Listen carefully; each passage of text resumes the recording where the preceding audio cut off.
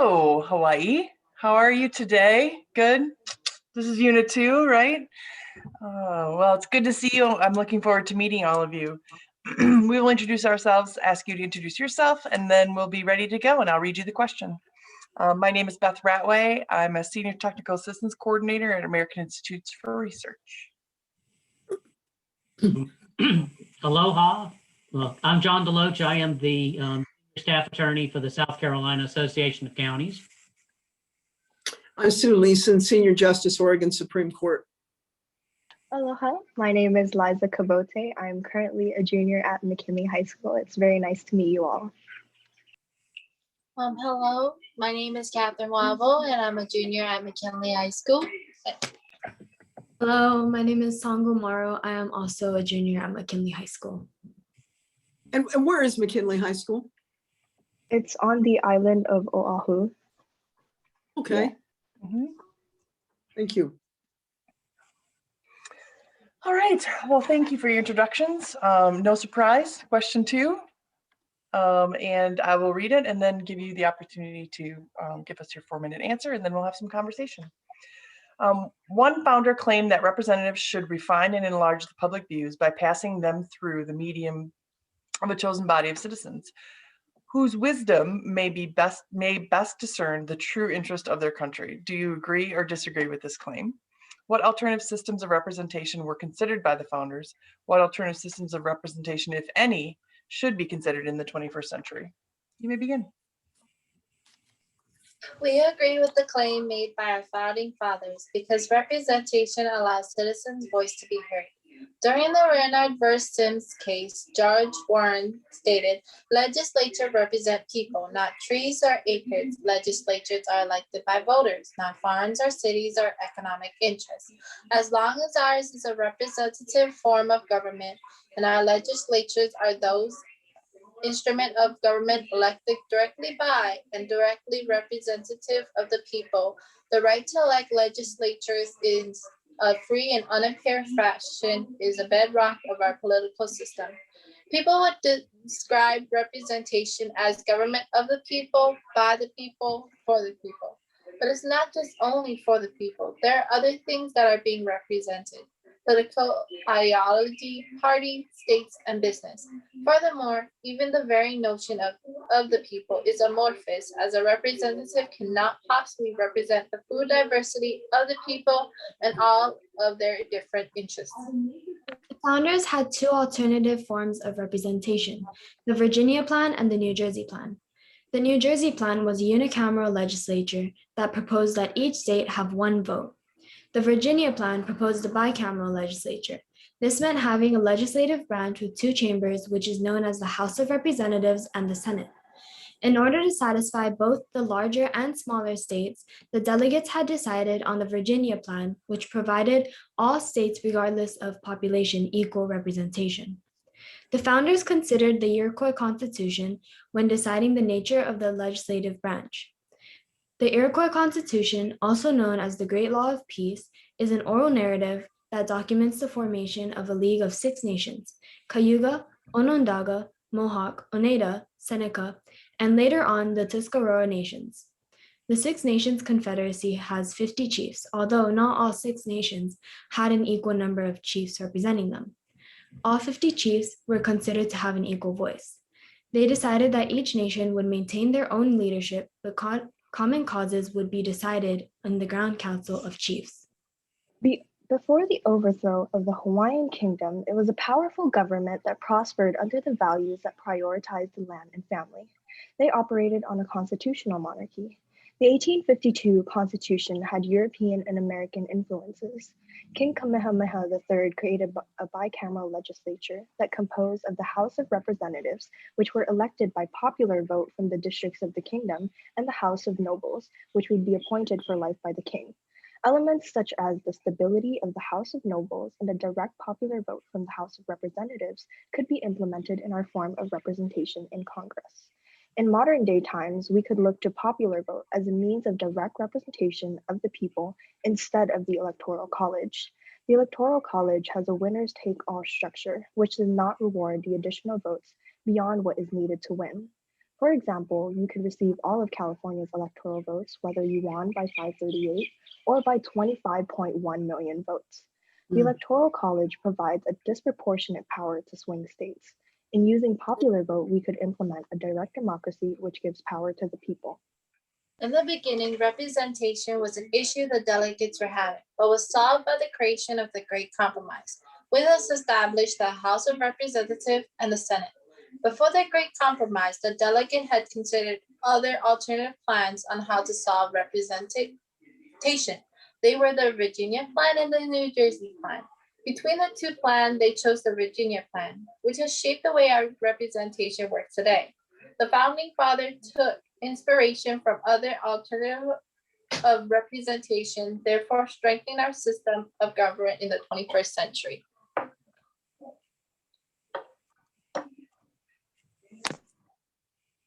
Thank you. John, you want to start? Sure.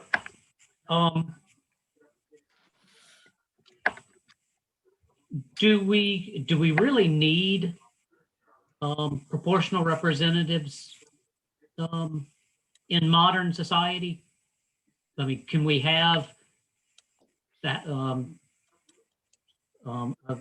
maybe an expanded Senate that just represents the interest of the federal government and leave everything else up to the state governments then?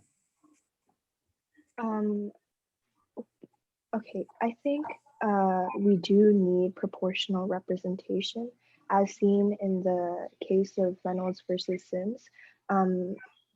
The issue was that there was a congressional district that would have a population of 13,000 people, but would have one representative, and another district would probably have like 150,000 people and would also have one representative. And that is an issue because you need more people, more representatives, I mean, to represent a larger population.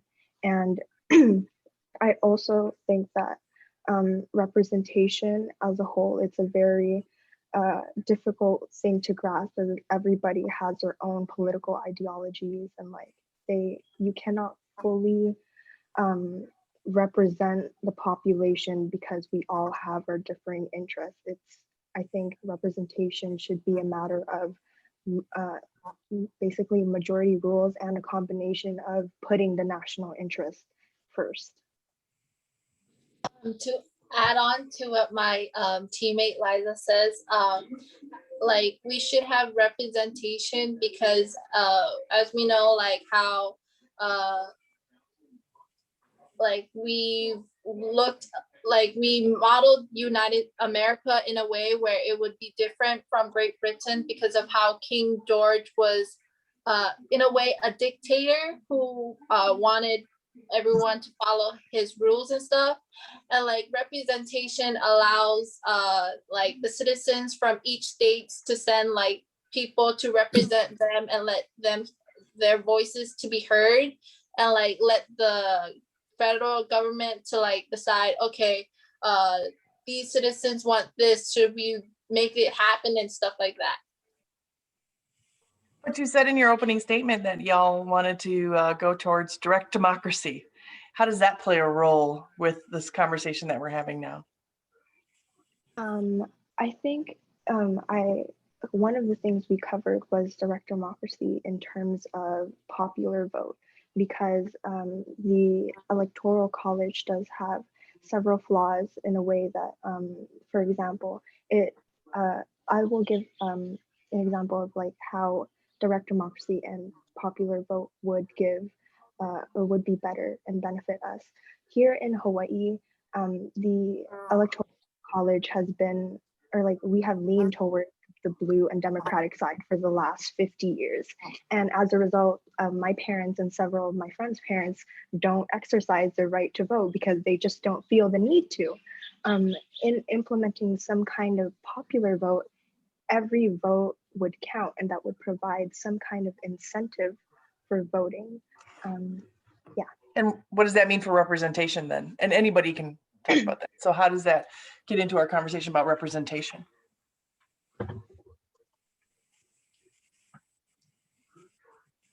popular vote, I feel like would represent the people more, as it is their voice that is being counted, or like their vote that is being determined in the election. I also wanted to add on to Liza. She mentioned how because we've been a blue state for a long time, our parents and people that we know haven't voted for a while. But I think it's because they don't feel like there's a way that we could swing towards the other side, I guess you could say. So they believe that like there is nothing that they can really do to kind of let their voices be heard in a way. Let me challenge you on something though. If you went to a purely popular vote, would that really give your parents a different voice?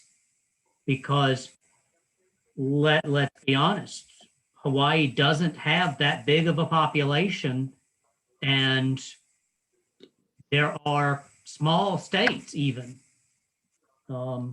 that if their vote was different than your parents, they would basically wash out your vote.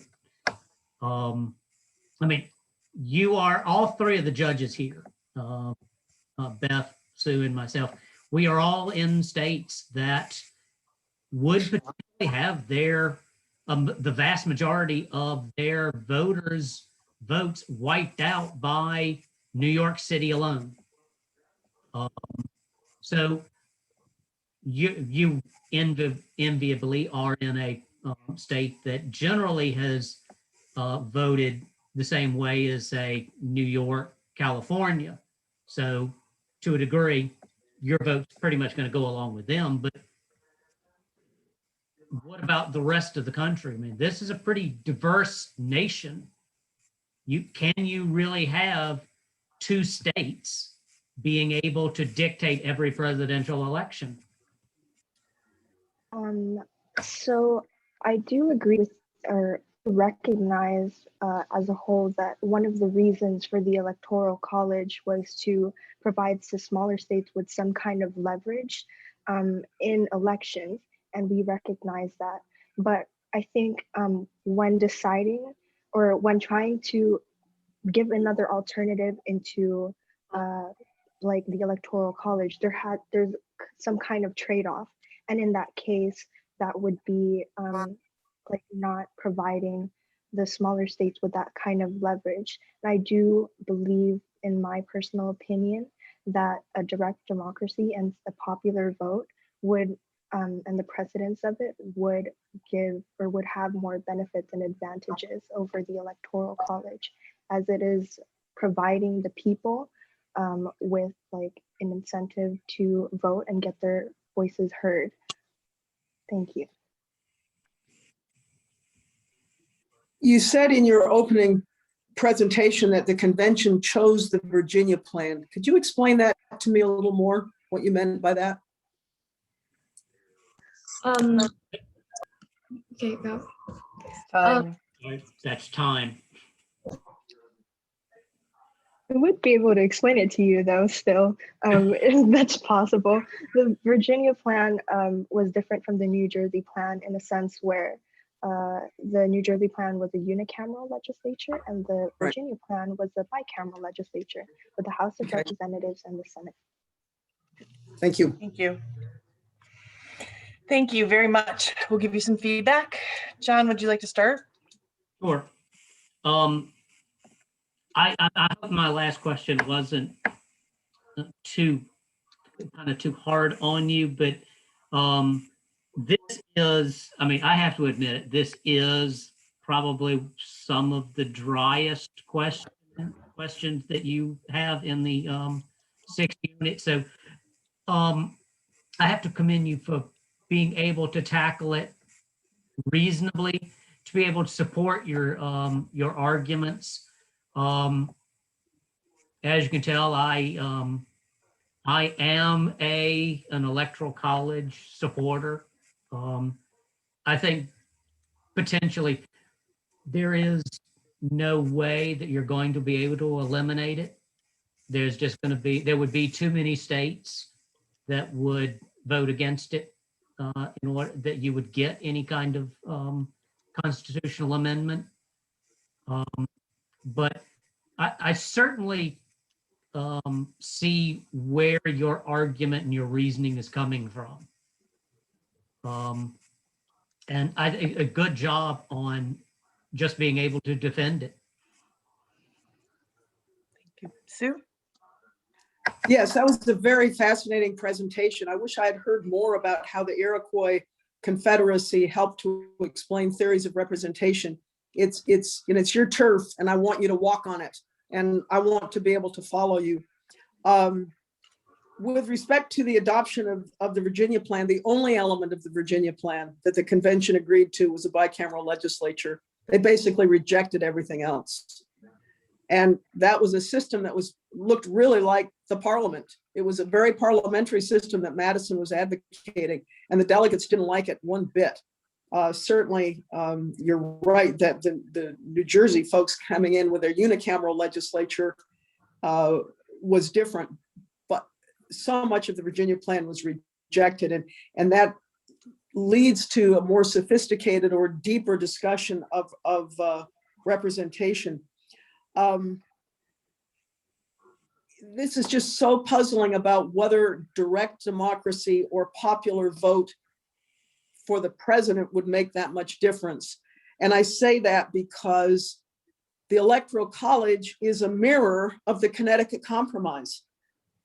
I don't like the United States Senate for the same reason that you don't like the Electoral College. Now, I say that, and I'm lying, of course, because I'm from a small state. Thank God Oregon and Hawaii get 2 senators, because otherwise we're just the tail on this big dog of Florida, Texas, California, and New York.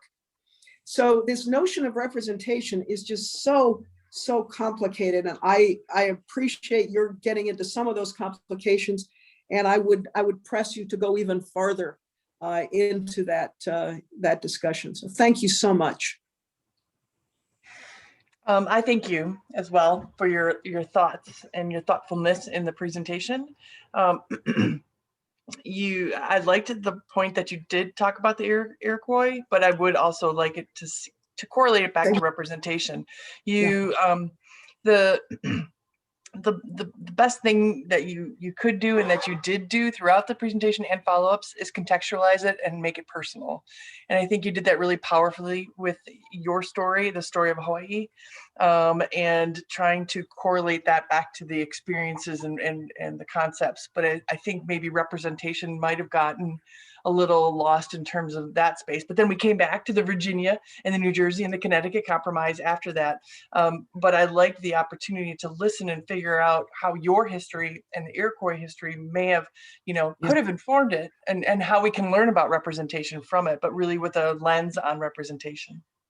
Our follow-ups, you attacked each one, right? You really just put your thoughts into there and talked us through how you were thinking and what you were thinking, whether we agree or don't agree. That's not the point. The point is that you back it up with evidence and what you know and your experiences, and you are also sharing your parents' experiences. So we really appreciate the voice that you're giving to your community, to who you are. And I think that was the power of this presentation. And I really, really appreciate that and say mahalo. Thank you so much, mahalo, everyone, for all of your time and criticism. It was really helpful. I'm gonna come visit you. I am there often when we can travel. I live at the Ala Moana, the hotel, because I work with the Department of Ed there often. So I was literally there every other month. So I'm gonna come. I know where your school is. I'm gonna come find you all. I know where your school is. It's very close. It is. Mm-hmm. Yeah, it's within a walking distance. It's like where everybody goes to hang out after school. I'm sure they do. I've seen them there. And my daughter, when I took her there, got a Kamaka ukulele. She got one made there. My dad bought it for her. So it's a very special place. But thank you all very much for everything.